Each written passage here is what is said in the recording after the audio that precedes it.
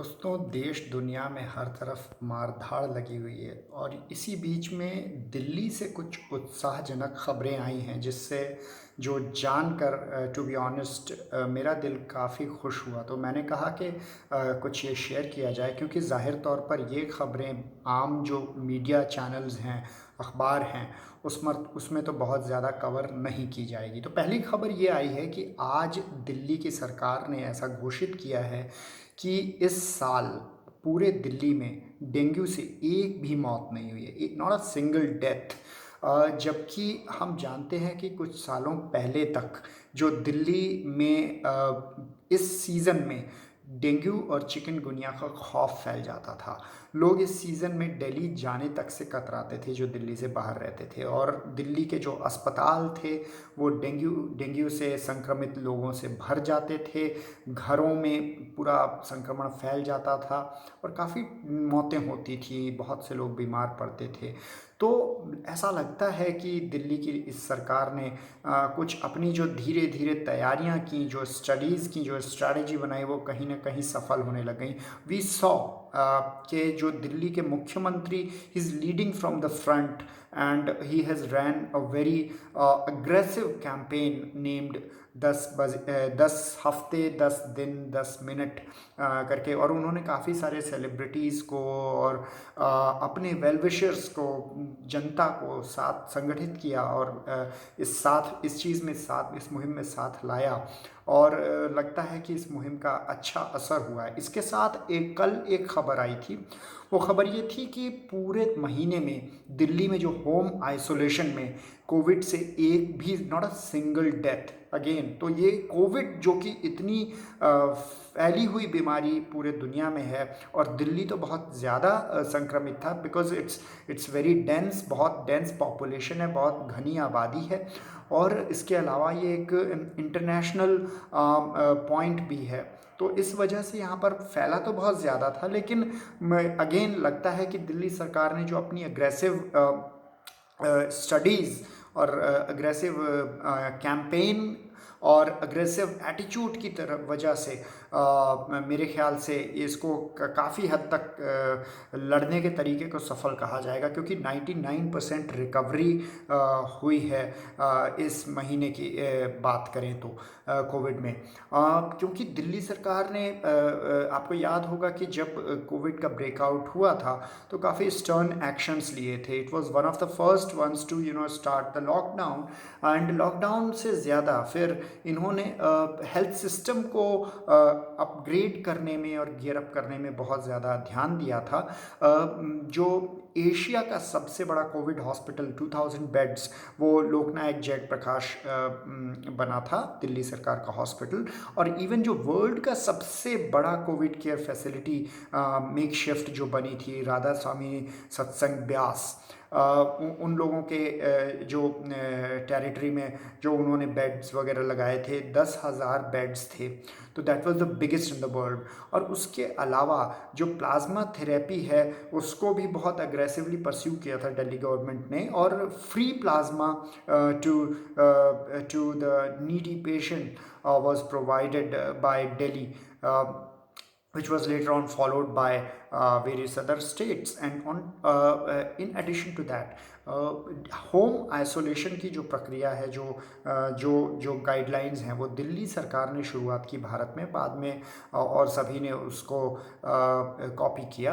Home isolation में मात्र ये नहीं था कि जो पेशेंट कम सीरियस है वो घर पर रहेगा, बल्कि उसकी प्रॉपर मॉनिटरिंग वो भी की गई। दिल्ली सरकार की हेल्थ डिपार्टमेंट ने लगातार टच रखा पेशेंट्स के साथ। टेलीमेडिसिन के थ्रू पेशेंट्स की डॉक्टरों ने देखभाल की।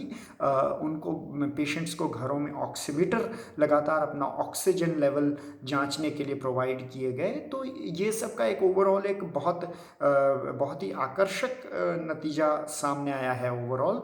तो इसके अलावा एक बड़ी अच्छी खबर आई थी, अभी नीट का रिजल्ट आया था। तो नीट में 538 जो दिल्ली की सरकारी स्कूलों के बच्चे 538 बच्चे उन्होंने क्वालिफाई किया, विच is a big big feet.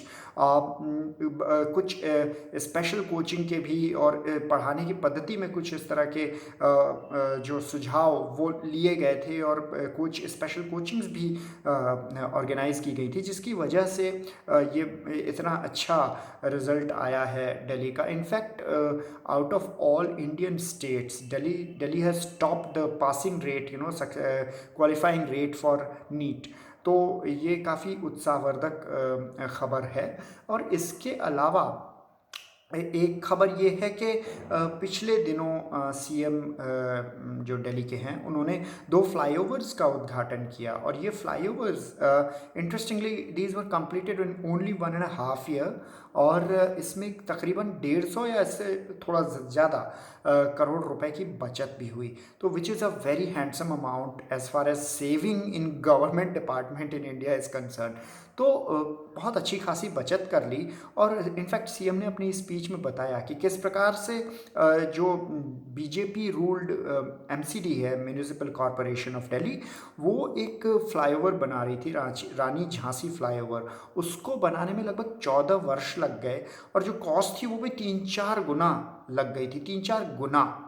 और उसके मुकाबले दिल्ली गवर्नमेंट के फ्लाईओवर्स में और भी बहुत सारे कंस्ट्रक्शन जो प्रोजेक्ट्स हैं, वो न सिर्फ टाइमली कंप्लीट हो रहे हैं, बल्कि उसमें अच्छी खासी बचत भी हो रही है। तो एक ये दिखाता है कि एक प्रोफेशनल गवर्नमेंट जो कि अच्छी नीयत से चल रही है, ट्रांसपेरेंट है, ऑनेस्ट है, इंटेलिजेंट लोगों द्वारा लीड की जा रही है, वो गवर्नमेंट क्या बदलाव ला सकती है ओवरऑल जो गवर्नेंस स्ट्रक्चर है देश का, उसमें। हालांकि जो जैसे आज खबर आई कि 42 जो देश के पॉल्यूटेड शहर हैं, केंद्र सरकार उनमें 2200 करोड़ रुपए बांट रही है पॉल्यूशन को कंट्रोल करने के लिए, जो कि निहायत ही ज़रूरी है। लेकिन इसमें दिल्ली का नाम तक नहीं है। बताइए, दिल्ली न सिर्फ एक शहर है, बल्कि इसके अंदर 10 डिस्ट्रिक्ट्स आते हैं। ये बहुत बड़ा शहर है, और ये पॉल्यूशन भी यहाँ पे काफ़ी ज़्यादा है, क्योंकि ये एनसीआर जो एरिया है, ये देश की राजधानी है, और ड्यू टू वेरियस रीजंस यहाँ पर पॉल्यूशन लेवल बहुत ज़्यादा है। लेकिन दिल्ली की सरकार को पॉल्यूशन कंट्रोल करने के लिए 1 रुपया नहीं दिया है केंद्र सरकार ने। इसी तरह से बिल्कुल जब कोविड के लिए ग्रांट बांटी जा रही थी, तो 1700 करोड़ रुपया ऐसे कुछ बांटे थे,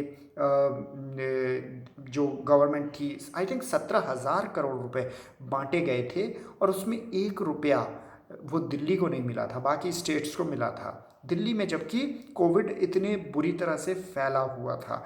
तो ये दिखाता है कि हालांकि इसमें काफ़ी सौतेला व्यवहार हो रहा है दिल्ली की सरकार के साथ, लेकिन जो प्रोडक्टिविटी है, जो आउटपुट है, उसमें हमेशा जो बेंचमार्क्स हैं, हाई बेंचमार्क्स हैं, वो अचीव किए जा रहे हैं, मेंटेन किए जा रहे हैं, जो कि ये एक हम लोगों को उम्मीद देता है कि वैकल्पिक जो राजनीति है देश में, यदि हम लोग वैकल्पिक राजनीति को सपोर्ट करें ये देश, और अपने जो पुरानी विचारधाराओं को थोड़ा त्याग कर और थोड़ा सा बोल्ड डिसीजंस ले इस बारे में, तो हम सभी अपने अपने इलाके की सूरत बदल सकते हैं। अपना भविष्य, अपने बच्चों का भविष्य भी काफ़ी हद तक वैकल्पिक राजनीति के द्वारा बदल सकते हैं।